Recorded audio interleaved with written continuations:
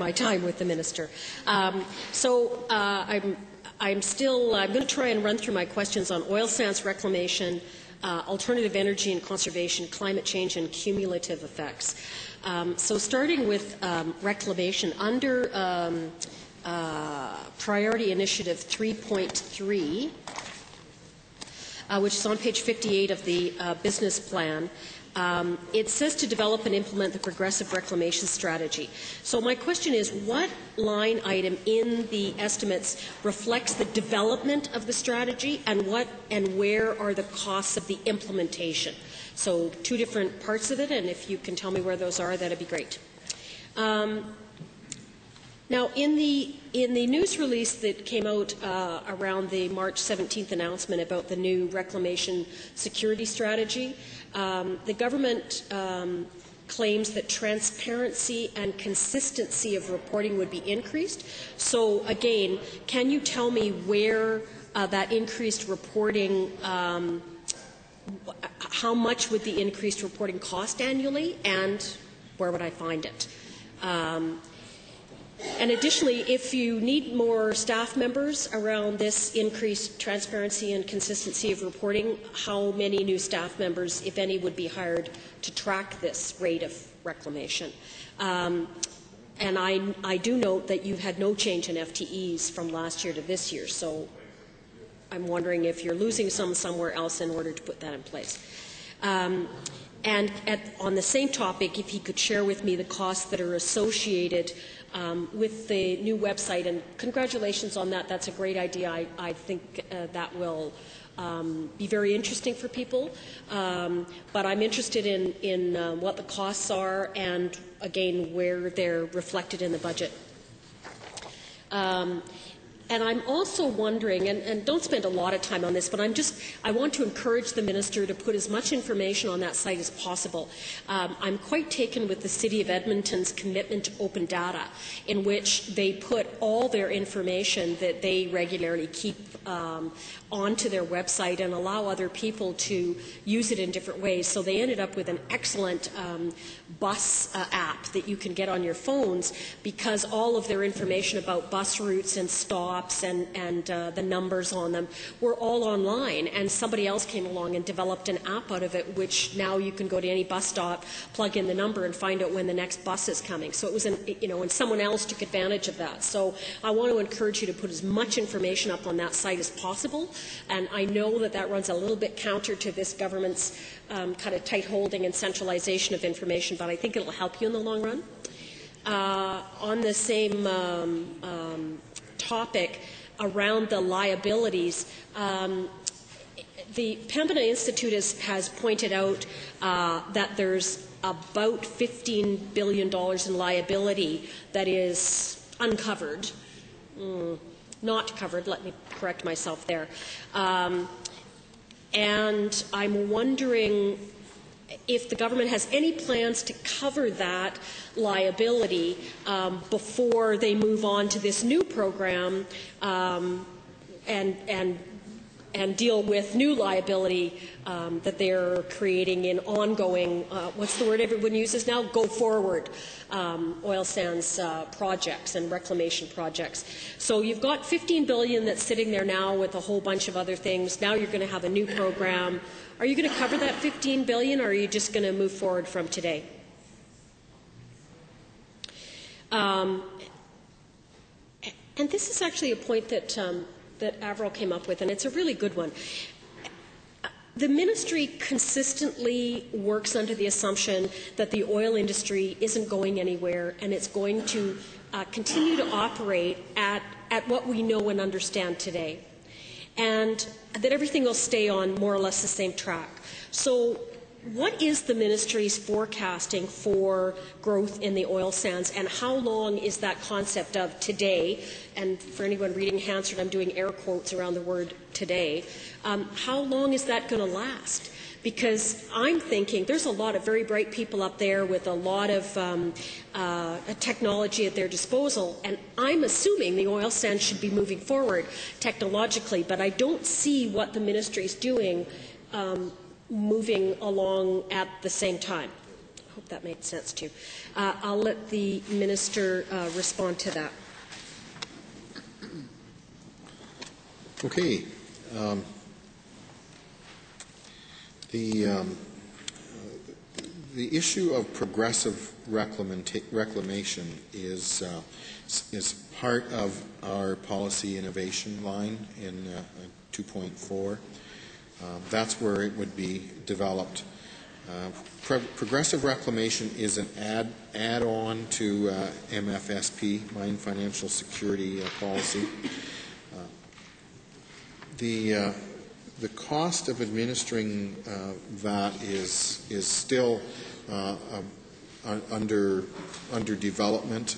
The program itself will have to become implemented over time. There's two aspects that we have to work on. The first one is to determine what is the safe and security basic deposit that has to be held, particularly if we see new mines come on, both coal mines and more particularly oil sands mines. And so the cost of compliance and audit will be built into our budget over time, but at initial stages there won't be a significant additional cost. I want to deal with this issue of liability and the reference to the Pembina Institute estimate. There's a $15 billion liability. There's a very basic assumption that comes to that $15 billion, and that assumption is that virtually no reclamation takes place until the very end of life. So you mine the life out for the 20 or 30 or 40 years during the life of the mine, and you do virtually nothing. At the end of the mine life, there could be $15 billion in liability. But that's not the way it works, and that's certainly not the way it works under progressive reclamation, which is what this is all about. It's about doing everything that can be possibly done at earlier stages to leave a minimal amount of reclamation that's done at the end of the mine life. And so that's why as we begin to approach the point where we start to ramp up the reclamation, the amount of reclamation will be dependent upon the amount of work that has already taken place. And if a significant amount of work has already taken place, the amount of reclamation would be less. Thank you for the compliments on the website. I'm very pleased with it, and I think that there continues to be room for improvement. The cost was approximately $1 million, I'm told, and that was part of the clean energy line item on line 2.3. And I think the members' comments with respect to the more transparency, the better, is something that I fundamentally agree with.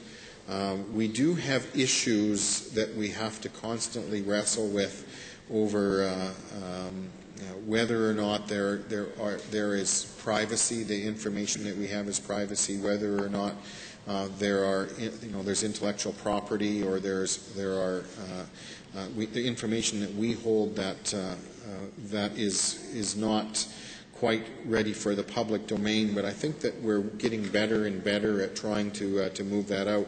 But I found it interesting. I was on the warpath a while ago because I was very upset that we continue to have all of the FOIP requests that we do, given the fact that we had made a conscious effort to put a lot of that information onto a public portal. So when we actually had some great fanfare about saying you can now go on our website, you can look at a piece of property, and you can get all of that information that you require with respect to environmental issues on that property.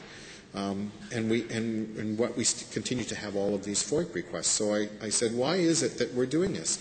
And the staff have found out that not only does government take a long time to change its ways, but so does the private sector.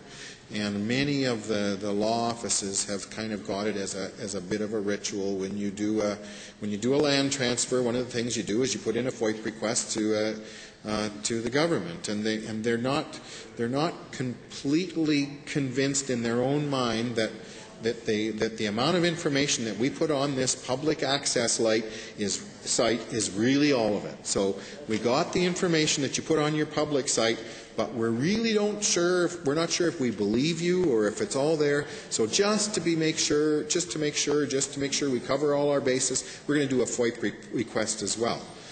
And that's also the reason why then there was reports that Environment had all of these FOIP requests where we responded there is none. Well, those were the ones.